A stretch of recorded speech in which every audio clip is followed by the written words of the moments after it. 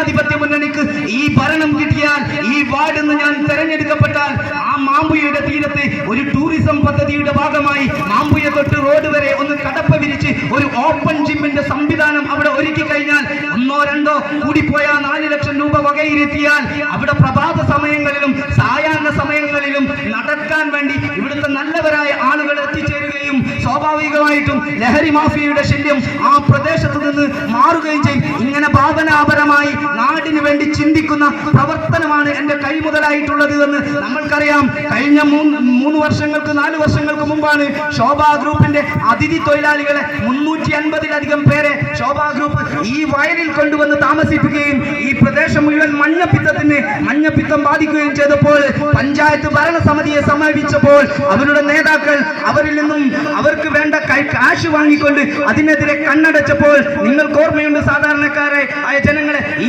നാട്ടിലെ ജനങ്ങളെ സംഘടിപ്പിച്ചുകൊണ്ട് അതിന് മുന്നിൽ നിന്നും സമരം നയിച്ച ഒരു കൈക്കരുത്താണ് എനിക്ക് നിങ്ങളോട് പങ്കുവെക്കാനുള്ളത്. മാത്രമല്ല, എന്റെ വിദ്യാഭ്യാസ പഠനകാലം ആദമുൽസിക്കൊക്കെ അറിയാം. നമ്മൾ ഗുരുവായൂരപ്പൻ കോളേജിൽ നിന്ന് മുതൽ തുടങ്ങി ഗുരുവായൂരപ്പൻ കോളേജിലെ ഡിഗ്രി പഠനകാലം പൊതുപ്രവർത്തനത്തിന് എനിക്ക് കൈമുതലായിട്ടുള്ളത് കോഴിക്കോട്ടെ ഗുരുവായൂരപ്പൻ കോളേജിലെ എന്റെ ഡിഗ്രി പഠനകാലമാണ്. തുടർന്ന് സാധാരണക്കാരുടെ മനുഷ്യരുടെ പ്രശ്നങ്ങൾ മനസ്സിലാക്കുന്ന കോഴിക്കോട്ടെ മെഡിക്കൽ കോളേജിലെ ഇൻസ്റ്റിറ്റ്യൂട്ട് ഓഫ് പാലിയേറ്റീവ് മെഡിസിനിൽ നിന്ന് ഈ കിടപ്പിലായ രോഗികളുടെയും വാർദ്ധക്യം ബാധിച്ച വയോധികരുടെയും പ്രശ്നങ്ങളെ പഠിക്കാൻ വേണ്ടി പാലിയേറ്റീവ് കെയറിൽ ഞാൻ ചെയ്ത ഫെലോഷിപ്പ് കോഴ്സാണ് മനുഷ്യരുടെ പ്രശ്നങ്ങളോട് ചേർന്ന് നിൽക്കാൻ എനിക്ക് കൈമുതലായിട്ടുള്ളത്.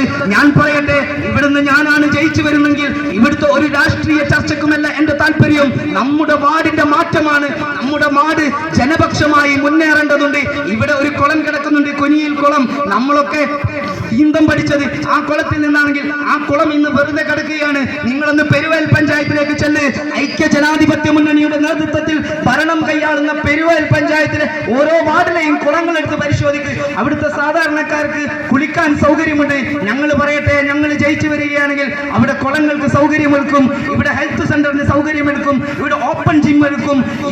ഇവിടുത്തെ സാധാരണക്കാരുടെ സ്ത്രീകളെ വെച്ചുകൊണ്ട് നമ്മൾ ഇവിടെ സ്വയം സംരംഭങ്ങൾക്ക് സൗകര്യങ്ങൾ ഒരുക്കുമെന്ന് മാത്രം പറഞ്ഞുകൊണ്ട് ബാക്കി രാഷ്ട്രീയ വിഷയങ്ങൾക്കപ്പുറം ഈ പഞ്ചായത്തിന്റെ ഭരണം തിരിച്ചുപിടിക്കാൻ ഈ നാട്ടിലെ മുഴുവൻ ജനാധിപത്യ വിശ്വാസികളുടെയും നിങ്ങളുടെ സമ്മതിദാനാവകാശവും ഞങ്ങളുടെ തെരഞ്ഞെടുപ്പ് ചിഹ്നമായ കോണി അടയാളത്തിലും, ബ്ലോക്കിലേക്ക് മത്സരിക്കുന്ന രാധാ ഹരിദാസിന്റെ ചിഹ്നമായ കൈപ്പത്തി അടയാളത്തിലും, ജില്ലാ ഡിവിഷനിലേക്ക് കുന്നമംഗലത്തിൽ നിന്ന് മത്സരിക്കുന്ന സീന അശോകന് കൈപ്പത്തി അടയാളത്തിലും വോട്ട് ചെയ്ത് ഒരു ജനപക്ഷ മുന്നേറ്റത്തിന് വേണ്ടി നിങ്ങളുടെ എല്ലാ പിന്തുണയും വേണമെന്നും, ദൈവത്തിന്റെ മുതൽ അടിച്ചു മാറ്റുന്ന ഈ വൃശ്ചിക മാസത്തിലെ കൊടും തണുപ്പിനെ പകഞ്ഞു മാറ്റി വിശ്വാസത്തെ മുറുകെ പിടിച്ച് മണ്ഡലം നോൻപെടുത്ത് അയ്യപ്പനെ കാണാൻ പോകുന്നവരുടെ സ്വർണം അടിച്ചു മാറ്റുന്ന ഈ സംവിധാനത്തെ അധികാരത്തിൽ നിന്ന് താഴെയിറക്കാൻ നിങ്ങൾ കൂടെ നിൽക്കണമെന്ന് മാത്രം അഭ്യർത്ഥിച്ചുകൊണ്ട് നിർത്തുന്നു.